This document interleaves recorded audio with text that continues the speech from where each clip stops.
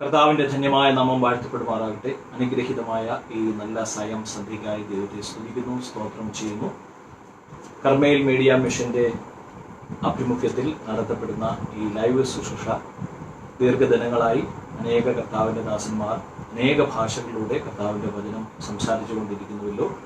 ഇന്ന് കർത്താവിൽ എനിക്കും നിങ്ങളോടൊന്നിച്ച് വചനം സംസാരിക്കുവാനും ഷെയർ ചെയ്യുവാനും കർത്താവ് തന്ന അവസരത്തിനായി ദൈവത്തെ സ്തുതിക്കുന്നു. ലോകമെമ്പാടും ഈ ലൈവ് വീക്ഷിച്ചുകൊണ്ടിരിക്കുന്ന എല്ലാ മാന്യ പ്രേക്ഷകർക്കും ദൈവമക്കൾക്കും സഹോദരങ്ങൾക്കും സുഹൃത്തുക്കൾക്കും യേശുക്രിസ്തുവിന്റെ നാമത്തിൽ സ്നേഹവന്ദനത്തെ അറിയിക്കുന്നു. ലോക്ക്ഡൗൺ കാലഘട്ടം അനേക മനുഷ്യരുടെ ജീവിതത്തിൽ വ്യത്യസ്തമായ അനുഭവങ്ങളാണ് നൽകിക്കൊണ്ടിരിക്കുന്നത്. ചിലർ വളരെ മുഷിഞ്ഞ് ദേഷ്യമുള്ളവരായിട്ട്, കോപാകുലരായിട്ട് തൻ്റെ ജീവിതത്തെ ഈ സമയത്ത് നേരിടുമ്പോൾ, വളരെ വ്യത്യസ്തരായിട്ട് ചിലർ വളരെ ശാന്തശീലരായി ദൈവസന്നിധിയിൽ കടന്നു വരുവാനും കർത്താവിൻ്റെ വചനം കേൾക്കുവാനും പഠിക്കുവാനും പ്രാർത്ഥിക്കുവാനും ദൈവസന്നിധിയിൽ അവരുടെ ജീവിതത്തെ താഴ്ത്തുവാനും ഈ സമയങ്ങൾ ചെലവിട്ടുകൊണ്ടിരിക്കുകയാണ്.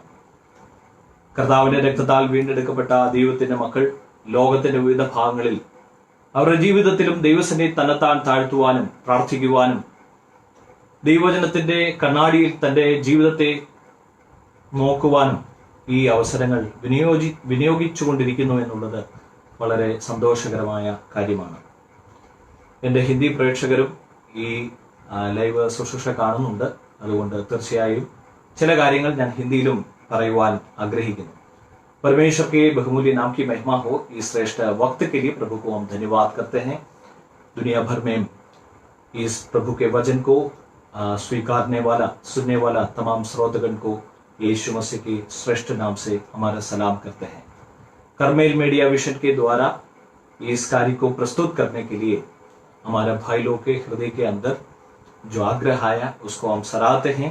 प्रभु बहुत आय से उसको आशीष करे। परमेश्वर का वचन इस दिनों में जो मनन करते हैं हमारा आंतरिक आत्मा के लिए ताकत और शक्ति के लिए कारण ये देते हैं। आज का रात का वचन का मनादी के लिए बाइबल के पोर्शन से एक भाग को हम पढ़ेंगे। इब्रानियों किताब 3 अध्याय उसका 8वां वचन पढ़ेंगे. ഇന്ന് രാത്രിയിൽ ദൈവത്തിന്റെ വചന ശുശ്രൂഷയ്ക്ക് ആധാരമായി ഒരു വേദഭാഗം നമുക്ക് വായിക്കാം. എബ്രായ ലേഖനം 3 അധ്യായം അതിന്റെ 8 വാക്യം. तो अपने मन को कठोर न करो जैसा कि क्रोध दिलाने के समय और परीक्षा के दिन जंगल में किया था. മലയാളത്തിൽ അത് ഇപ്രകാരമാണ്: ഇന്ന് നിങ്ങൾ അവന്റെ ശബ്ദം കേൾക്കുന്നുവെങ്കിൽ മരുഭൂമിയിൽ വെച്ച് പരീക്ഷാ ദിവസത്തിലെ മത്സരത്തിൽ എന്ന പോലെ നിങ്ങളുടെ ഹൃദയത്തെ കഠിനമാക്കരുത്. മനുഷ്യന്റെ ഹൃദയം അവൻ കഠിനമാക്കിക്കൊണ്ടിരിക്കുന്ന ഒരു കാലഘട്ടത്തിലാണ് നാം ജീവിച്ചുകൊണ്ടിരിക്കുന്നത്. മനുഷ്യന്റെ ഹൃദയം കഠിനമാകാൻ അനേക കാരണങ്ങളുണ്ടാകാം. ജോലി സംബന്ധമായ പ്രശ്നങ്ങൾ കാണാം, വീട്ടിലെ പ്രശ്നങ്ങൾ കാണാം, സാമൂഹിക പ്രശ്നങ്ങൾ കാണാം, രാഷ്ട്രീയ പ്രശ്നങ്ങൾ കാണാം. അനേക പ്രതിസന്ധികളാണ് മനുഷ്യന്റെ ഹൃദയത്തെ കഠിനമാക്കുന്നത്. അതിനവൻ പറയുന്ന ന്യായവും അവന്റെ രീതിയിൽ ഒരുപക്ഷെ ശരിയായിരിക്കാം. പക്ഷേ വീണ്ടെടുക്കപ്പെട്ട ദൈവത്തിന്റെ മക്കളെ ഉദ്ദേശിച്ച് തിരുവചനത്തിൽ ഈ ഭാഗത്ത് പറയുകയാണ്: ഇന്ന് നിങ്ങൾ അവന്റെ ശബ്ദം കേൾക്കുന്നുവെങ്കിൽ മരുഭൂമിയിൽ വെച്ച് മത്സര ദിനത്തിൽ എന്ന പോലെ നിങ്ങളുടെ ഹൃദയത്തെ കഠിനമാകരുത്. ഇസ്രായേൽ മക്കളുടെ ദൈവത്താൽ തെരഞ്ഞെടുക്കപ്പെട്ട ഇസ്രായേൽ ജനത്തിന്റെ ജീവിതത്തിന്റെ അനുഭവമായിട്ട് തട്ടിച്ചുകൊണ്ടാണ് ഈ ലേഖകൻ പറയുന്നത്, നിങ്ങളുടെ ഹൃദയം നിങ്ങൾ കഠിനമാക്കരുത്. മരുഭൂമിയിലെ അവരുടെ യാത്രയിൽ ലക്ഷോപലക്ഷം വരുന്ന ഇസ്രായേൽ ജനം അവർ ഹൃദയങ്ങളെ ദൈവസന്നിധിയിൽ കഠിനമാക്കുവാനിടയായി തീർന്നു. അതിനെക്കുറിച്ചാണ് लेखक ഇവിടെ ഓർപ്പിക്കുന്നത്. मरुभूमि के सफर में इसराइल लोग अपने जीवन को कई बार कठोर किया है. उस बातों को पत्र लिखने वाला पत्रकार जो लेखक यहाँ पे बताते हैं. इस इब्रानियों की किताब बाइबल के सबसे खूबसूरत पत्रियों में एक पत्री है. എബ്രായ ലേഖനം പുതിയ നിയമത്തിലെ ഏറ്റവും മനോഹരമായ ലേഖനങ്ങളിൽ ഒരു ലേഖനമാണ്. ഈ ലേഖനകാരനെ പറ്റി അനേക തർക്കങ്ങളും വാദങ്ങളും ഒക്കെ വേദപണ്ഡിതന്മാരുടെ മധ്യത്തിലുണ്ട്. പൗലോസ് എഴുതിയെന്നും മറ്റ് ചിലർ എഴുതിയെന്നും ഒക്കെ വാദങ്ങളും പ്രതിവാദങ്ങളുമുണ്ട്. എന്നാൽ അലക്സാൻഡ്രിയയിലെ ക്ലമന്റ് അഭിപ്രായപ്പെടുന്നത് ഇത് പൗലോസ് തന്നെയാണ് എഴുതിയതെന്നാണ്. പഴയ നിയമവുമായിട്ട് അഗാധമായ പരിചയമുള്ള, പഴയ നിയമത്തിലെ കാര്യങ്ങളുമായി അഗാധമായി പരിചയമുള്ള ഒരു വ്യക്തിയാണ് ഇത് എഴുതിയതെന്ന് നിസ്സംശയം നമുക്ക് പറയുവാൻ സാധിക്കും. യഹൂദ മതത്തെ പറ്റിയും അവരുടെ പിതാക്കന്മാരെ പറ്റിയും അവരുടെ വ്യവസ്ഥകളെ പറ്റിയും യാഗങ്ങളെ പറ്റിയും യാഗാർപ്പണ രീതികളെ പറ്റിയും യഹൂദ മതത്തിന്റെ രീതികളെ പറ്റിയും നല്ല അറിവും പരിജ്ഞാനവുമുള്ള ഒരു വ്യക്തിയാണ് ഈ लेखन में निसंशय പറയാം. यहूदा धर्म के बारे में, उनके रीति रिवाज के बारे में, उनका आराधना शैली के बारे में जो अच्छा से जानकार होते थे, ऐसा एक व्यक्ति इसको लिखा है करके हम समझ सकते हैं. तो ये पत्री लिखने के समय में हम विश्वास करते हैं यरूशलेम में आराधना मंदिर तोड़ा नहीं गया, वहां पे वो थे. ഈ പുസ്തകം 1-ാം നൂറ്റാണ്ടിൽ തന്നെ എഴുതി എന്ന് നമ്മൾ വിശ്വസിക്കുവാൻ കാരണം ഈ പുസ്തകത്തിൽ ആരാധനയെ പറ്റിയും യാഗങ്ങളെ പറ്റിയും ഒക്കെ എഴുതിയിട്ടുണ്ട്. ദേവാലയം തകർത്തതിനെ പറ്റി എഴുതിയിട്ടില്ല. അതുകൊണ്ട് AD 70 മുൻപ് AD 67 അടുത്തായിട്ട് ഈ പുസ്തകം എഴുതിയെന്ന് നമുക്ക് ഏറെക്കുറെ വിശ്വസിക്കുവാൻ സാധിക്കും. ഇത് എഴുതുവാനായി അനേക കാരണങ്ങളുണ്ട്. എങ്കിലും പ്രധാനമായ ഒരു കാരണം, ആദിമ നൂറ്റാണ്ടിൽ യഹൂദ മതം ഉപേക്ഷിച്ച് സത്യവിശ്വാസം സ്വീകരിച്ച് യേശു ക്രിസ്തുവിനെ നിത്യരക്ഷകനും കർത്താവുമെന്ന് ഹൃദയത്തിൽ വിശ്വസിച്ച് ആയിരക്കണക്കിന് യഹൂദന്മാർ ക്രിസ്തീയ വിശ്വാസത്തിലേക്ക് കടന്നു വന്നു. प्रथम शताब्दी में हजारों यहूदी लोग यीशु मसीह को उद्धारकर्ता के रूप में स्वीकार करते हुए, वचन को मानते हुए यीशु को यीशु ही मसीह है समझकर विश्वास में आए थे.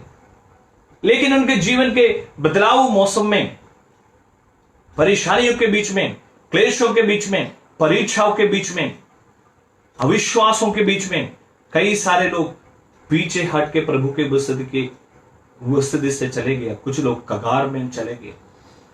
എന്നാൽ അവരുടെ ജീവിതത്തിൽ ഉണ്ടാകുന്ന പ്രശ്നങ്ങൾ കാരണവും പരിശോധന കാരണവും പരീക്ഷകൾ കാരണവും യേശുവിനെ കർത്താവായി സ്വീകരിച്ചത് മുഖാന്തരമുള്ള പീഠകളും പ്രതിസന്ധികളും കാരണം അനേകർ അവരുടെ വിശ്വാസത്തെക്കുറിച്ച് ചഞ്ചലിക്കുവാനും അനേകർ വിശ്വാസം ഉപേക്ഷിച്ച് മുന്നോട്ട് കടന്നു പോകുവാനും ഇടയായിത്തീർന്നു. ഈ ഒരു സാഹചര്യത്തിലാണ്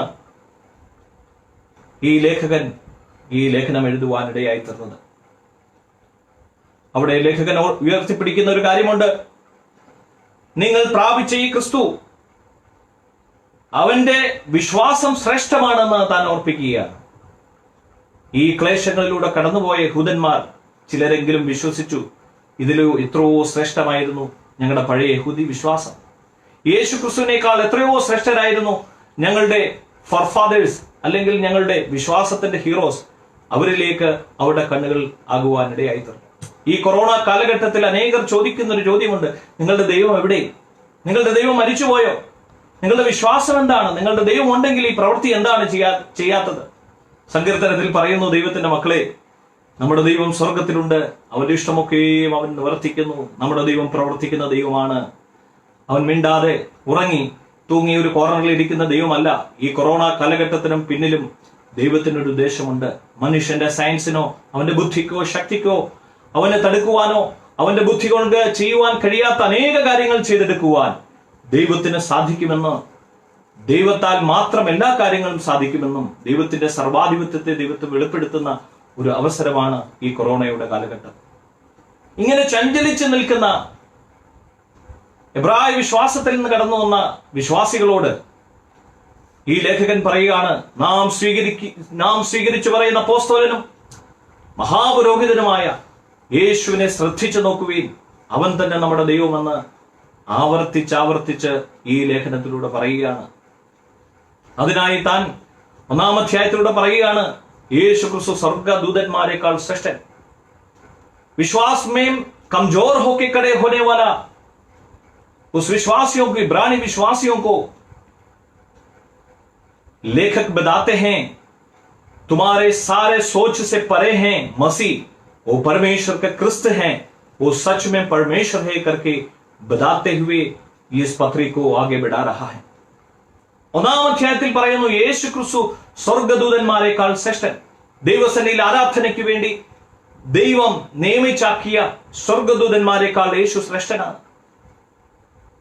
അടുത്ത ഭാഗത്ത് പറയുകയാണ്, യേശു ക്രിസ്തു അബ്രഹാമിനേക്കാൾ ശ്രേഷ്ഠനാണ്. അതായത് യഹൂദന്മാരെ അപേക്ഷിച്ച് നോക്കിയാൽ പൂർവ്വപിതാവായ അബ്രഹാം അത് ഏറ്റവും ശ്രേഷ്ഠനായ ഒരു വ്യക്തിയാണ്. എല്ലാവരും ആദരിക്കപ്പെടുന്ന, ബഹുമാനിക്കപ്പെടുന്ന, നന്ദിയോട് സ്മരിക്കപ്പെടുന്ന ഒരു പേരാണ് അബ്രഹാമിന്റെ പേര്. ഇവിടെ ലേഖകൻ പറയുകയാണ്, യേശു ക്രിസ്തു അവൻ അബ്രഹാമിനേക്കാൾ ശ്രേഷ്ഠനാണ്. നിയമസ്വീകർത്താവായിരുന്ന മോശ വളരെ ആദരവോടെയാണ് അദ്ദേഹത്തിന്റെ നാമം അവരെടുക്കുന്നത്. അദ്ദേഹത്തെക്കാൾ മഹാനാണ് ക്രിസ്തു എന്ന് പറയുകയാണ്. അദ്ദേഹം ആ ഭവനത്തിന്റെ ഒരു കാവൽക്കാരനും സേവകനും മാത്രമായിരുന്നു. എന്നാൽ ആ ഭവനത്തിന്റെ ഉടമസ്ഥൻ ക്രിസ്തുവാണെന്ന് ഈ ലേഖകൻ ഓർപ്പിക്കുകയാണ്. പ്രവാചകന്മാരെക്കാൾ ശ്രേഷ്ഠൻ, യോശുവയേക്കാൾ ശ്രേഷ്ഠൻ, അഹരോനേക്കാളും അവന്റെ കുടുംബത്തിൽ പിറന്ന അല്ലെങ്കിൽ അവന്റെ തലമുറയിൽ കടന്നു വന്ന പുരോഹിതന്മാരെക്കാളും യേശു ശ്രേഷ്ഠൻ എന്ന് പറയുകയാണ്. പഴയ നിയമത്തിലെ ഇസ്രായേലിന്റെ എല്ലാ നാഷണൽ ഹീറോസിനെക്കാളും യേശു ശ്രേഷ്ഠൻ എന്ന് ഓർപ്പിക്കുകയാണ്. അതിനെക്കുറിച്ച് ഒരു വാക്കിൽ അദ്ദേഹം പറഞ്ഞു, യേശു ഇന്നലെയും ഇന്നും എന്നേക്കും അനന്യനാണ്. Jesus is same yesterday and today and forever. यहाँ पे बोलते हैं आपका राज्य के नेताओं से, आपका नियम का स्वीकारता मूसा से, आपका पुरखों अब्राहम से, स्वर्गदूतों से, याचकों से, हारून का वंश से सबसे बड़ा यीशु मसीह है. इसलिए यीशु मसीह आज और कल युगानुयुग एक सा है. यीशु कभी भी बदलता नहीं है. कोरोना से दुनिया के अनुभव को बदल सकते हैं, मनुष्य का परिचय को बदल सकते हैं, मनुष्य का स्वभाव को बदल सकते हैं, जीवन शैली को बदल सकते हैं, लेकिन प्रभु कभी भी बदलेगा नहीं. प्रभु हमारा जीवनों को बदलता है. मैं प्रभु को धन्यवाद करता हूं. ലോകത്തിന് എന്തൊക്കെ മാറ്റങ്ങൾ ഉണ്ടായാലും, ലോകം എങ്ങനെയൊക്കെ ആയിത്തീർന്നാലും, ലോകത്തിലെ മനുഷ്യരുടെ സ്വഭാവങ്ങൾ മാറിയാലും മാറ്റം വരാത്ത, ഗതിഭേദത്താൽ ആച്ഛാദനം സംഭവിക്കാത്ത ഒരു ദൈവത്തെയാണ് നമ്മൾ സ്തുതിച്ചു കൊണ്ടിരിക്കുന്നത്. അവൻ സർവശക്തനായ ദൈവമാണ്. ആ ദൈവത്തിലാണ് നമ്മുടെ വിശ്വാസം. ആ ദൈവത്തെക്കുറിച്ച് വീണ്ടും ഈ ലേഖകർത്താവ് പരിചയപ്പെടുത്തുകയാണ് ആഴത്തിൽ. 1-ാം അധ്യായം 8-ാം വാക്യത്തിലേക്ക് അവർ കടന്നു വരികയാണ്. യഹൂദന്മാരോട് പറയുന്നു, ലോകത്തിന്റെ കണ്ണിലൂടെ ഒരു തച്ചന്റെ മകനായി കാണുന്ന ആ യേശു ക്രിസ്തു ലോകത്തിന്റെ കണ്ണിലൂടെ വെറും ഒരു ജോസഫിന്റെ മകനായി മീൻപിടുത്തക്കാരോടും വേശ്യകളോടും കൂട്ടുകൂടി നടന്ന ഒരു സാധാരണക്കാരനായ മജീഷ്യനായ യേശുവിനെ അവർ കാണുവാനിടയായി തീർന്നു. എന്നാൽ സ്തോത്രം, ലേഖകൻ പറയുകയാണ്, 1-ാം അധ്യായം 8-ാം വാക്യത്തിൽ പറയുവാണ്, അവൻ സത്യ ദൈവമാണ്, ദൈവമാണ്, ദൈവമാണ്. അതായത് വീണ്ടും 3-ാം അധ്യായത്തിന്റെ 6-ാം വാക്യത്തിൽ കാണുന്നു, അവൻ ദൈവത്തിന്റെ ക്രിസ്തുവാണ്. 2-ാം അധ്യായത്തിന്റെ 3-ാം വാക്യത്തിൽ പറയുന്നു, അവൻ കർത്താവാണ്, ലോർഡാണ്. पहला अध्याय में वो कहते हो, ओ यीशु मसीह को तूने जो तिरस्कार किया था आपके पीढ़ियों ने,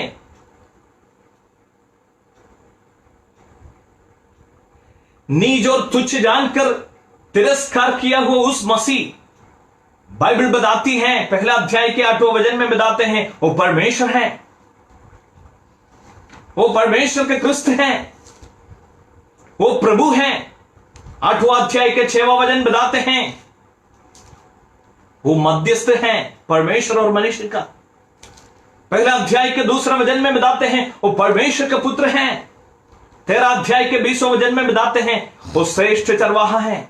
3रा अध्याय के पहला वचन में बताते हैं, वो प्रेरित हैं. 2रा अध्याय के 10वें वचन में बताते हैं, उद्धार का नायक है. वो ഇത്ര ശ്രേഷ്ഠമായിട്ടാണ് ക്രിസ്തുവിനെ ഈ പുസ്തകത്തിൽ വിവരിച്ചിരിക്കുന്നത്.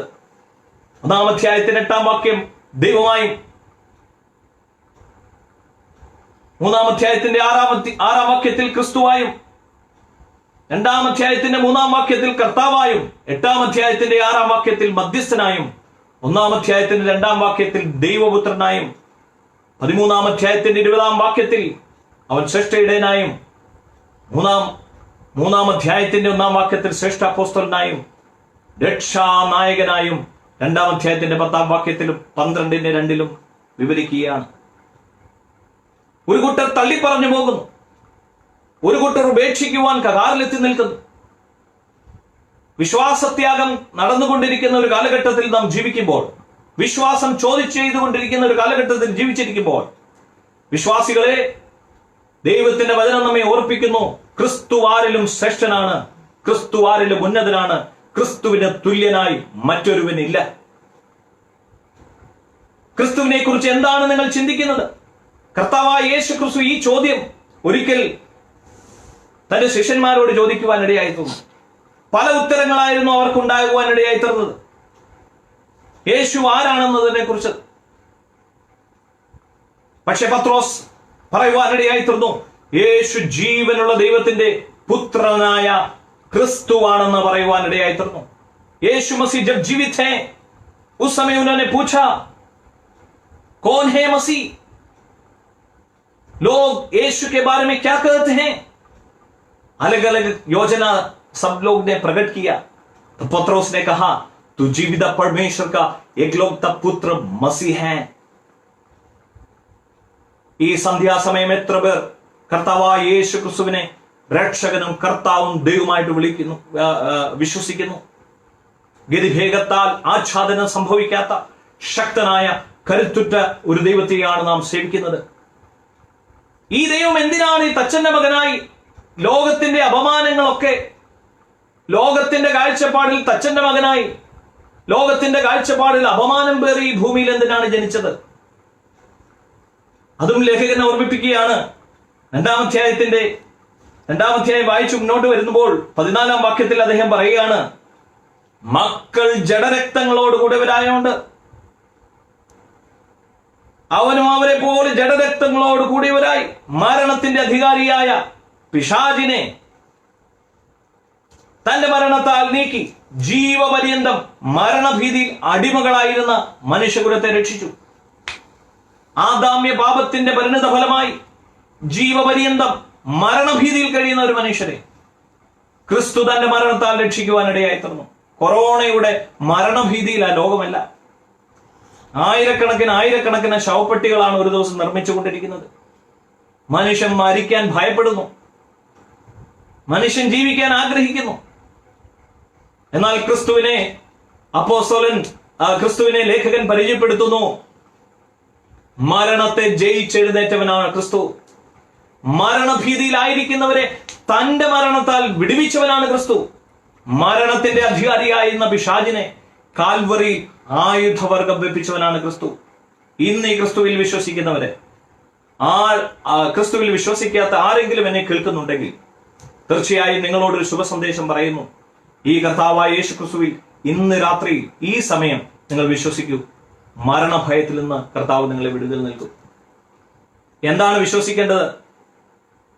കർത്താവെ, ഞാനൊരു പാപിയാണെന്ന് അംഗീകരിച്ച് എന്റെ പാപത്തിനു വേണ്ടി അങ്ങ് മരിച്ചു എന്ന്, കൽവറിയിൽ മരിച്ചു എന്ന് കർത്താവിനോട് ഏറ്റുപറഞ്ഞ്, കർത്താവെ, എന്നെ അങ്ങയുടെ മകനായി സ്വീകരിക്കണമേ, അങ്ങേ ദൈവപുത്രനായ ക്രിസ്തു എന്ന് ഞാൻ ഹൃദയത്തിൽ ഏറ്റുപറയുന്നു എന്ന് വിശ്വസിക്കുമ്പോൾ, അത് വായിക്കൊണ്ട് ഏറ്റുപറയുമ്പോൾ, ആ നിമിഷം നിങ്ങൾ പുതിയതായി ജനിക്കുകയാണ്, ദൈവകുടുംബത്തിൽ ജനിക്കുകയാണ്, നിങ്ങൾ രക്ഷ പ്രാപിക്കുകയാണ്.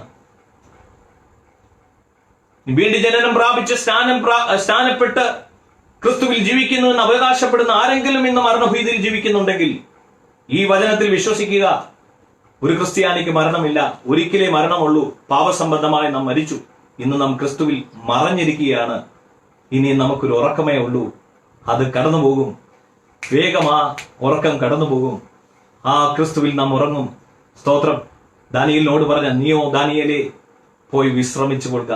നമുക്കൊരു വിശ്രമമുണ്ട്, ഒരു ഉറക്കമുണ്ട്. അതാണ് ക്രിസ്ത്യാനിക്ക് മരണം.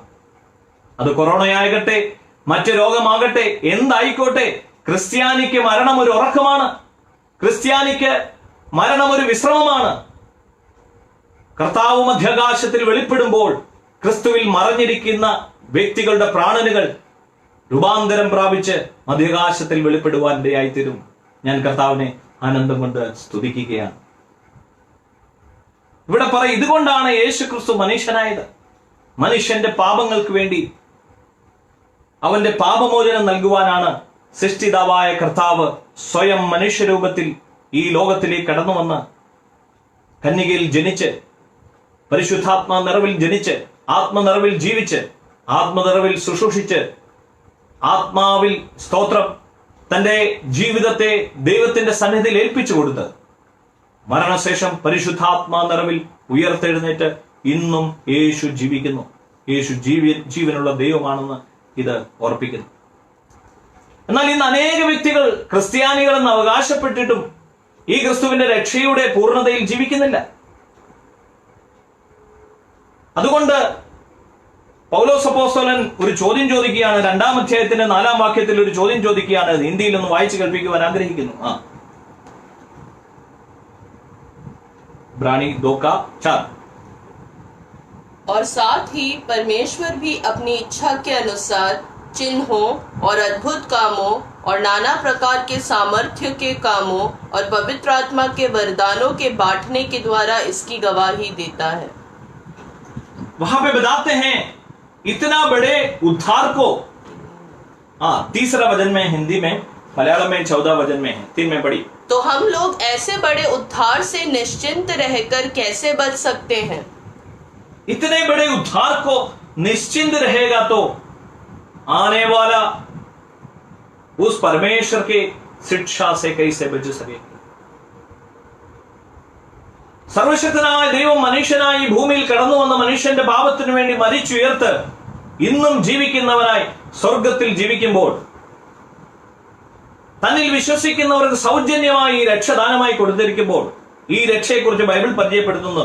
ഇത്ര വലിയ രക്ഷ सर्वशक्तिमान परमेश्वर आप ही मनुष्य के रूप में इस दुनिया में रूपांतर होकर आके मनुष्य के जन्म लेकर आके मनुष्य के पाप के लिए मरकर गाड़ा जाके 3रा दिन जी उठकर आज भी जीवित रहने वाले उस परमेश्वर में तुम पाप के उद्धार के लिए विश्वास नहीं करेगा तो इतने बड़े उद्धार से निश्चिंत रहेगा तो उस शिक्षा से कैसे बच निकलेगी? ഇത്ര വലിയ രക്ഷ അതിനെ നിങ്ങൾ നിസ്സാരമായി കണക്കാക്കിയാൽ വരുന്ന ശിക്ഷ എത്ര വലിയതാണെന്ന് ഒരു ചോദ്യം ചോദിക്കുക. ചോദ്യങ്ങളൊക്കെ നല്ലതാ കേട്ടോ. ഈ സമയം ലോക്ക്ഡൌൺ കാലഘട്ടം അനേക ചോദ്യങ്ങൾ നമ്മളോട് തന്നെ ചോദിക്കണം.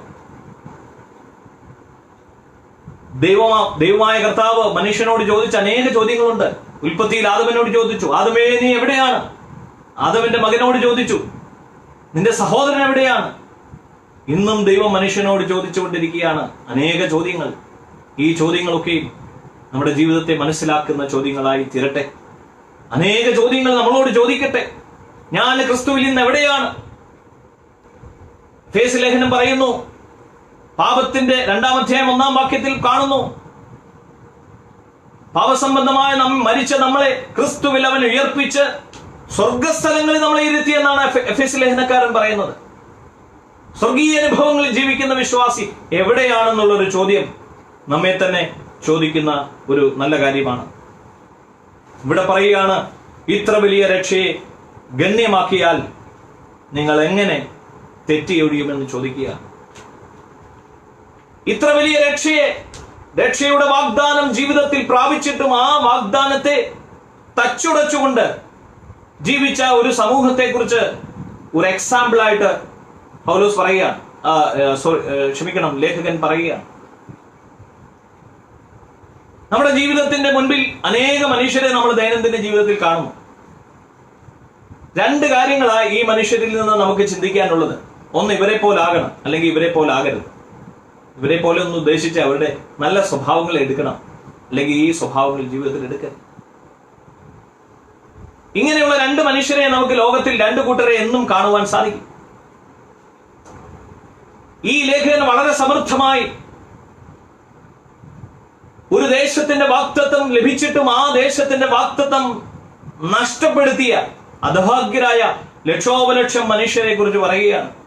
എന്തുകൊണ്ടാണ് അവർക്ക് ആ വാഗ്ദത്തം നിവർത്തീകരിക്കുവാൻ കഴിയാഞ്ഞത്? ചുരുങ്ങിയ സമയത്തിനുള്ളിൽ ആ 3 കാരണങ്ങൾ അതിന്റെ ഞാൻ ഓർപ്പിക്കുവാൻ ആഗ്രഹിക്കുന്നു. 3-ാം അധ്യായത്തിന്റെ 8-ാം വാക്യത്തിൽ കാണുന്നു, അവർ തങ്ങളുടെ ഹൃദയത്തെ കഠിനമാക്കി എന്ന് കാണുവാൻ സാധിക്കുന്നു. ഇന്ന് നിങ്ങൾ അവന്റെ ശബ്ദം കേൾക്കുന്നുവെങ്കിൽ മരുഭൂമിയിൽ വെച്ച് പരീക്ഷാ ദിവസത്തിൽ മത്സരത്തിൽ എന്ന പോലെ നിങ്ങളുടെ ഹൃദയത്തെ കഠിനമാക്കരുത്. ഹൃദയത്തെ അവർ കഠിനമാക്കുവാനിടയായി തീർന്നു.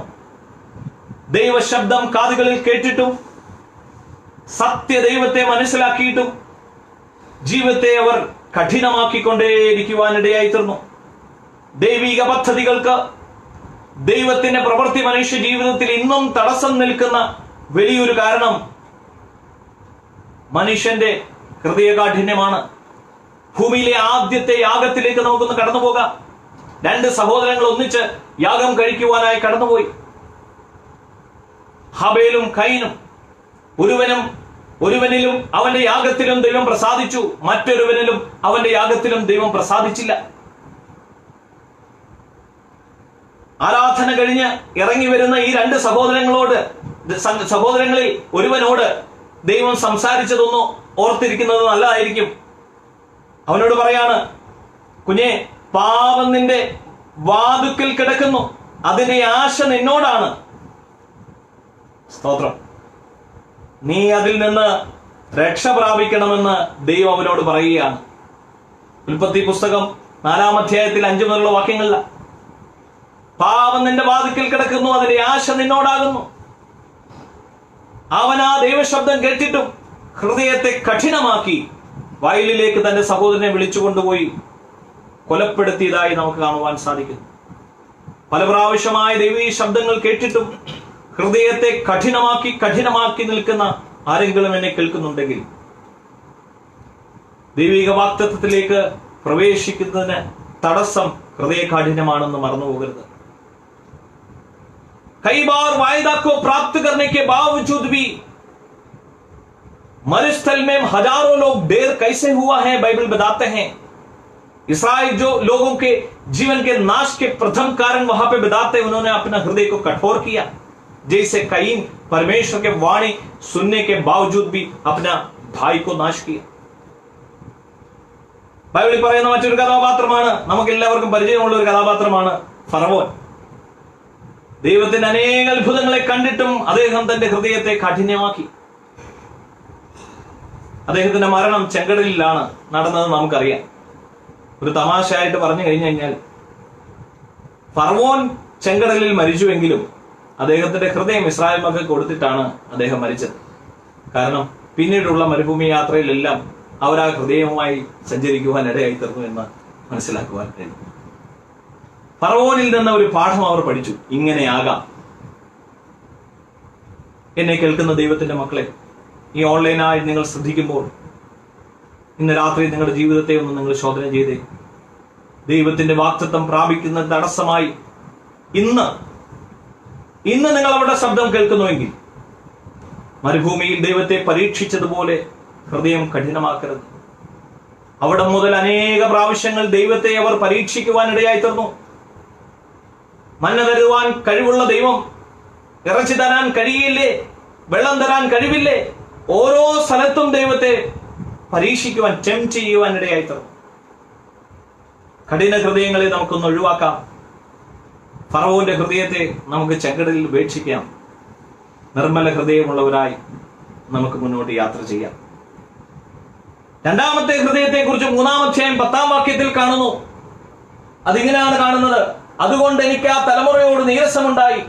അവർ എപ്പോഴും തെറ്റിപ്പോകുന്ന ഹൃദയമുള്ളവർ, എന്റെ വഴിയെ അറിയാത്തവരെന്നും പറഞ്ഞു.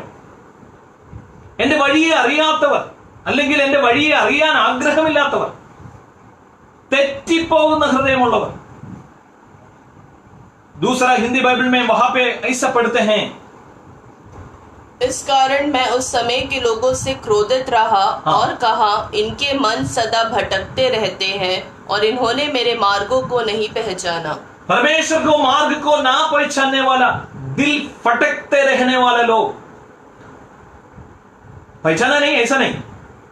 रोमियो की किताब 1 अध्याय में हम देख सकते हैं, वो परमेश्वर को जानने के बावजूद भी उनको योग्य ആദർ നഹിക്കിയ.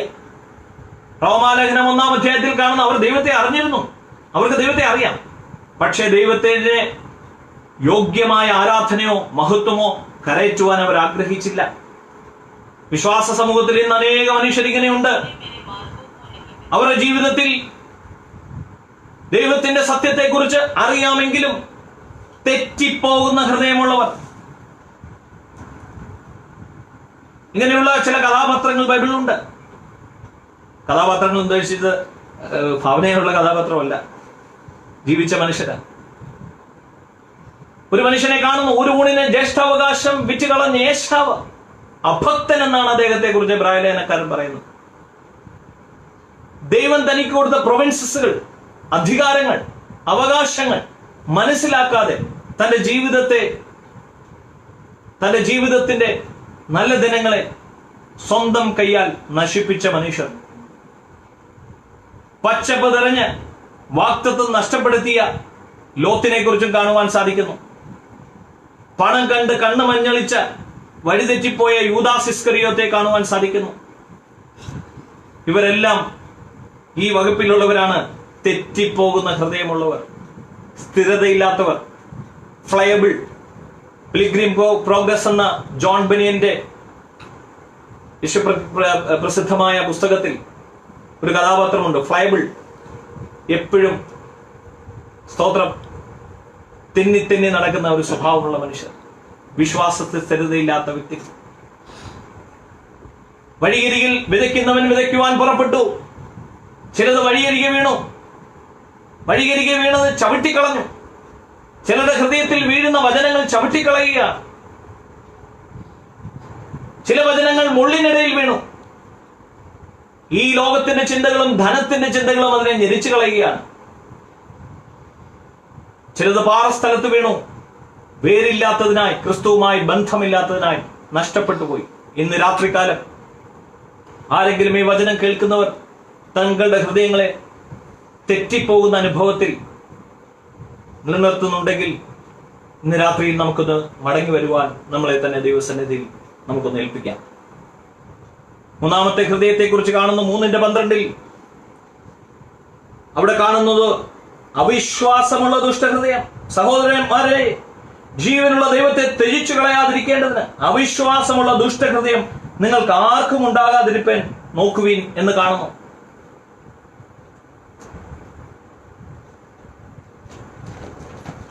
ഇബ്രായലേഖനം 3:12.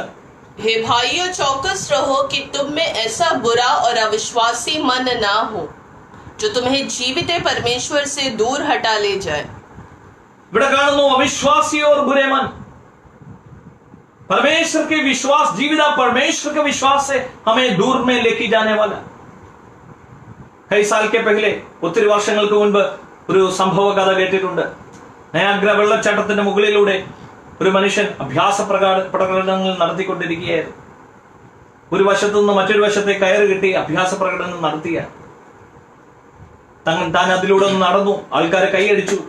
ഓരോ അഭ്യാസങ്ങൾ നടത്തിയിട്ട് അദ്ദേഹം ചോദിക്കും, എനിക്കിത് ചെയ്യാൻ കഴിയുമെന്ന് നിങ്ങൾ വിശ്വസിക്കുന്നു? യെസ്, ഞങ്ങൾ വിശ്വസിക്കുന്നു. ചിയർ ചെയ്തുകൊണ്ടിരുന്നു.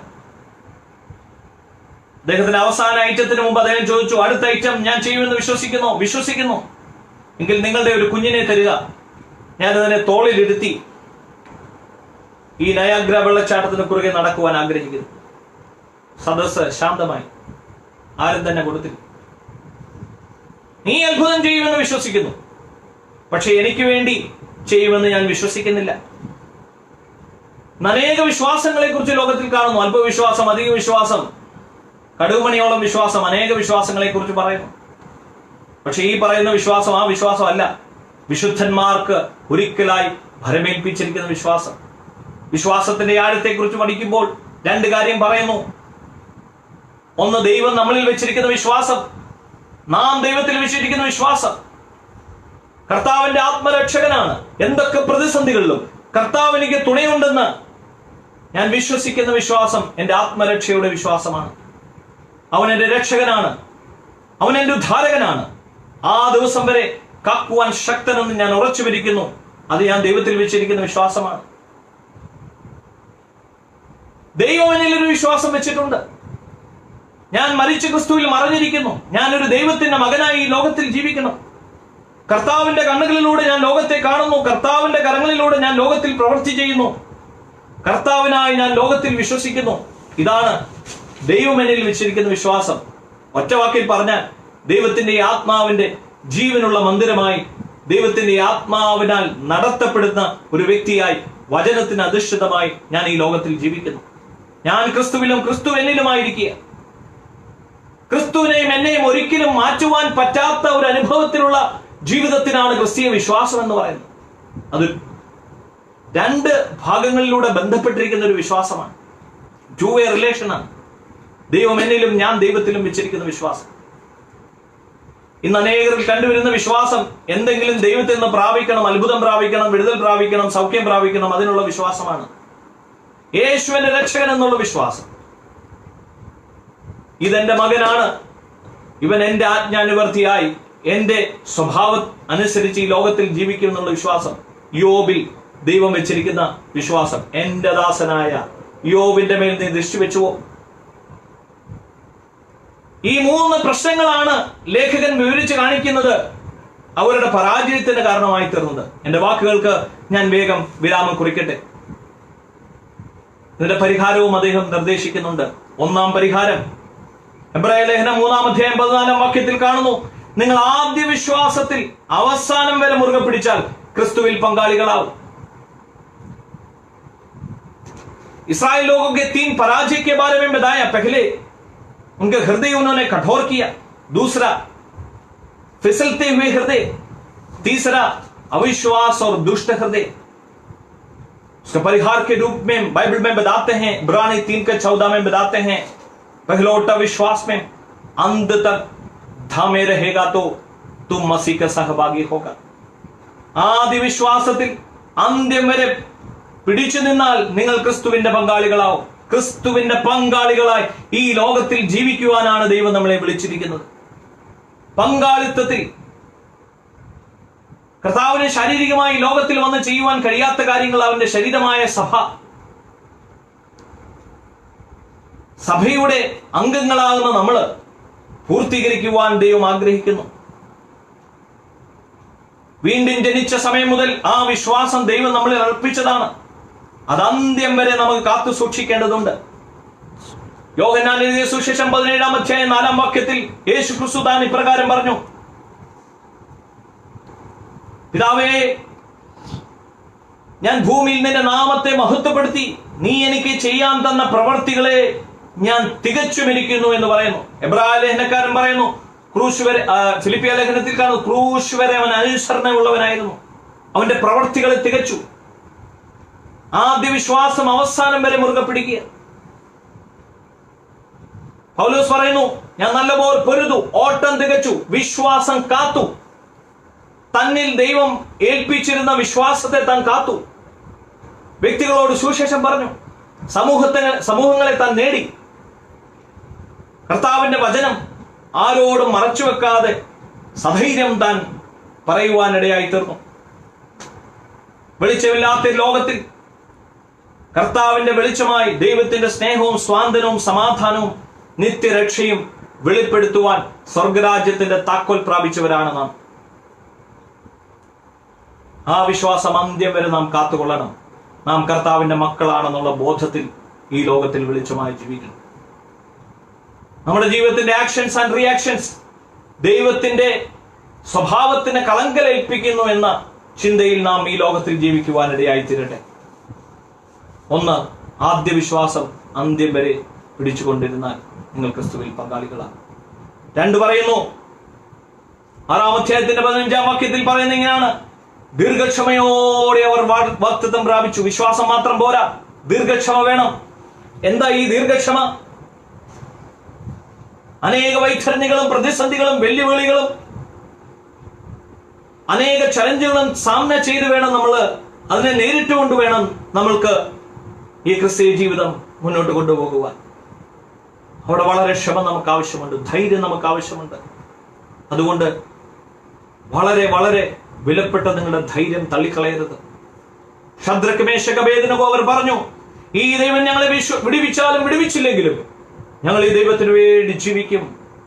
അവരാ തീച്ചൂളയുടെ അനുഭവത്തെ സ്വാഗതം ചെയ്തു. പെർസിവറൻസ്. ദാനിയേൽ ദൈവത്തിലുള്ള വിശ്വാസത്താൽ സിംഹത്തിന്റെ ഗുഹയെ സ്വാഗതം ചെയ്തു. കർത്താവിലുള്ള വിശ്വാസത്താൽ യോസഫ് കുണ്ടറയെ സ്വാഗതം ചെയ്തു. കഷ്ടങ്ങളും പ്രതിസന്ധികളും വന്നാലും ഈ കർത്താവിനെ ഞാൻ തള്ളിക്കളയില്ല, വിശ്വാസത്തിന്റെ നിവർത്തിക്കാൻ ഞാൻ കാത്തിരിക്കും. ആ ഒരു പ്രതീക്ഷ കൈവിടാതെ അബ്രഹാം 100-ാം വയസ്സ് വരെ വാഗ്ദത്ത നിവർത്തിക്കായി കാത്തിരുന്നതായി കാണുന്നു. രണ്ടാമത്തെ കാര്യം, ദീർഘക്ഷമയോടെ വാഗ്ദത്ത നിവർത്തിക്കായി കാത്തിരിക്കുക. ദീർഘക്ഷമ ആവശ്യം. മൂന്നാമത്തെയും അവസാനത്തെയും കാര്യം ഓർപ്പിച്ച് ഞാൻ കൺക്ലൂഡ് ചെയ്യുവാൻ ആഗ്രഹിക്കുന്നു. 4-ാം അധ്യായത്തിന്റെ 16-ാം വാക്യത്തിൽ പറയുന്നു, കരുണ ലഭിപ്പാൻ, തത്സമയം സഹായം പ്രാപിക്കുവാൻ കൃപാസനത്തിലേക്ക് അടുത്തു വരിക. ദൈവത്തിന്റെ സാന്നിധ്യത്തിലേക്ക് അടുത്തു വരിക. ഈ ലോകത്തിൽ നമ്മുടെ ക്രിസ്തീയ ജീവിതം ഫലകരമായി നമുക്ക് പൂർത്തീകരിക്കുവാൻ ഏറ്റവും കൂടുതൽ നമുക്ക് ആവശ്യമുള്ള ഒരു കാര്യം ദൈവത്തിന്റെ സാന്നിധ്യമാണ്. ദൈവത്തിന്റെ സാന്നിധ്യം നമുക്ക് സുരക്ഷിതത്വ ബോധം നൽകുന്നു. ദൈവത്തിന്റെ സാന്നിധ്യം നമുക്ക് ധൈര്യം നൽകുന്നു. ദൈവത്തിന്റെ സാന്നിധ്യം നമുക്ക് മാർഗനിർദ്ദേശങ്ങളെ നൽകുന്നു. ദൈവത്തിന്റെ സാന്നിധ്യം പാപബോധം നമുക്ക് നൽകുന്നു. ദൈവത്തിന്റെ സാന്നിധ്യം ആന്തരികവും ശാരീരികവുമായ സൗഖ്യത്തെ പ്രദാനം ചെയ്യുന്നു.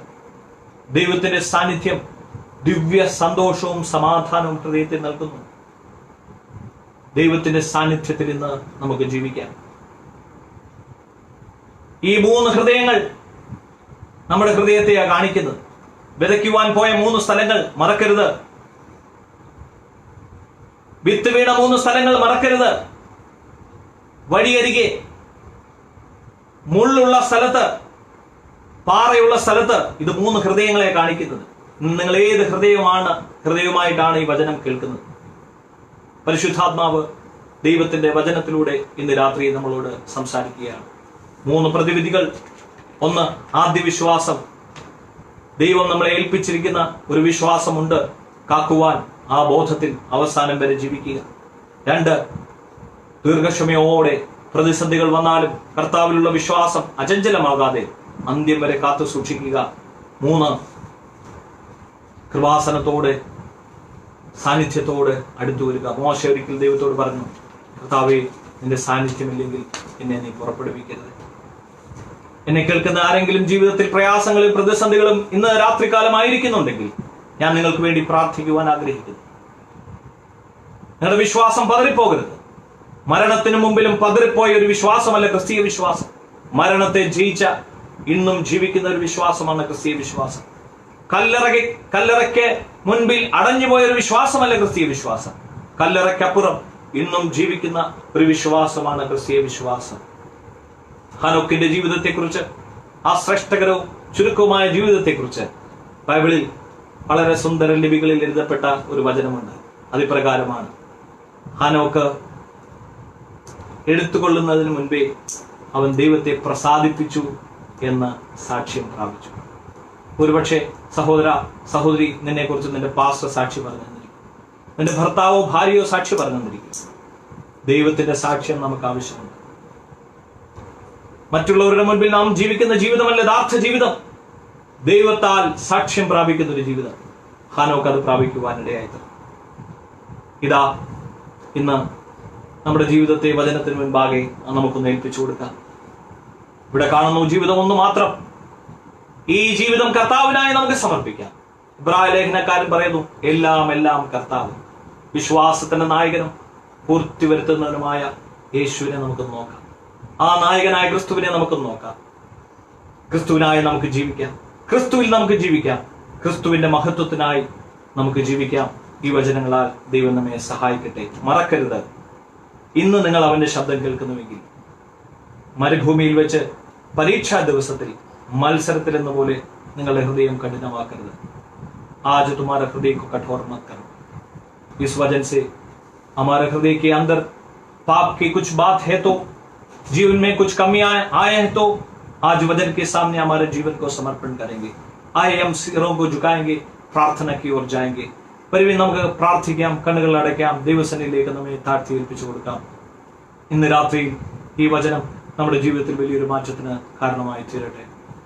സർവശക്തനും സർവകൃപാലിയും സ്നേഹസമ്പന്നനുമായ കർത്താവേ, ഇന്ന് രാത്രിയിൽ ഞങ്ങൾ ശ്രവിച്ച വചനത്തെ അങ്ങയുടെ കരങ്ങളിലേക്ക് ഏൽപ്പിച്ച് പ്രാർത്ഥിക്കുന്നു. കേൾക്കപ്പെട്ട എല്ലാ ഹൃദയങ്ങളെയും ഏൽപ്പിച്ച് പ്രാർത്ഥിക്കുന്നു. എല്ലാ ഹൃദയങ്ങളിലും നൽകപ്പെട്ട വചനങ്ങളെ ഏൽപ്പിച്ച് പ്രാർത്ഥിക്കുന്നു. ദൈവത്തിന്റെ പരിശുദ്ധാത്മാവ് ഓരോ ഹൃദയങ്ങളോടും സംസാരിച്ചു എന്ന് ഞാൻ സമ്പൂർണ്ണമായി വിശ്വസിക്കുന്ന കർത്താവേ, ഓരോ ഹൃദയങ്ങളോടും അവിടുന്ന് ഇടപെടണമേ. അടിയന്റെ ജീവിതത്തെ, അടിയങ്ങളുടെ ജീവിതത്തെ ഒരുക്കുവാൻ അങ്ങയുടെ വരവിന് വേണ്ടി അതിനെ മാറ്റുകൂട്ടുവാൻ അവിടുന്ന് സഹായിക്കണമെന്ന് പ്രാർത്ഥിക്കുന്നു.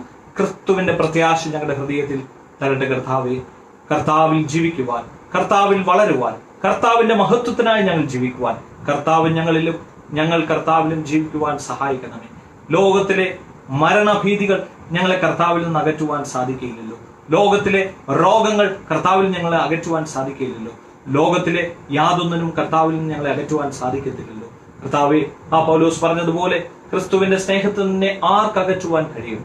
കർത്താവെ, ആപത്തോ വാളോ ഉപദ്രവമോ കഷ്ടതയോ പട്ടിണിയോ കർത്താവിന്റെ സ്നേഹത്തിൽ ഞങ്ങളെ മാറ്റുവാൻ കഴിയത്തില്ല. കർത്താവെ, വചനങ്ങളെ കേട്ട് ഞങ്ങളെ തന്നെ ചതിക്കുന്നവരായിട്ടല്ല കർത്താവെ, അത് ചെയ്യുന്നവരായി തീരുവാൻ ഞങ്ങളെ സഹായിക്കണമെന്ന് പ്രാർത്ഥിക്കുന്നു. ദൈവത്തിന്റെ ദിവ്യ സമാധാനം ഞങ്ങൾ വസിക്കട്ടെ കർത്താവെ. ആദ്യ വിശ്വാസം അവസാനത്തോളം മുറുകെ പിടിക്കുവാൻ സഹായിക്കണമേ കർത്താവെ. സ്തോത്രം. ആ ധീരജ് ഞങ്ങളുടെ ഹൃദയത്തിൽ തരണമെന്ന് ദീർഘക്ഷമ ഞങ്ങളുടെ ഹൃദയത്തിൽ തരണമെന്ന് പ്രാർത്ഥിക്കുന്നു. ദൈവത്തിന്റെ സാന്നിധ്യവും വചനവും പരിശുദ്ധാത്മാവിന്റെ കൂട്ടായ്മയും ഓരോ ദിവസവും ഞങ്ങൾക്ക് തരണമെന്ന് പ്രാർത്ഥിക്കുന്നു. അതിനുവേണ്ടി ഞങ്ങളെ ഒരുക്കിക്കാട്ട് കർമ്മേൽ മീഡിയ മിഷനെ അനുഗ്രഹിക്കണമേ, അതിന്റെ പ്രവർത്തനങ്ങളെ അനുഗ്രഹിക്കണമേ. യേശു ക്രിസ്തുവിന്റെ നാമത്തിൽ തന്നെ ആമേൻ. ഇപ്രകാരം വചനത്തിന് വേണ്ടി അവസരം ഒരുക്കി തന്ന കർമ്മേൽ മീഡിയ മിഷന്റെ പ്രവർത്തകരോടുള്ള ഹൃദയംഗമായ നന്ദിയെ ഈ സമയത്ത് രേഖപ്പെടുത്തുന്നു. ദൈവം നമ്മെ ധാരാളമായി അനുഗ്രഹിക്കട്ടെ. ആമേൻ.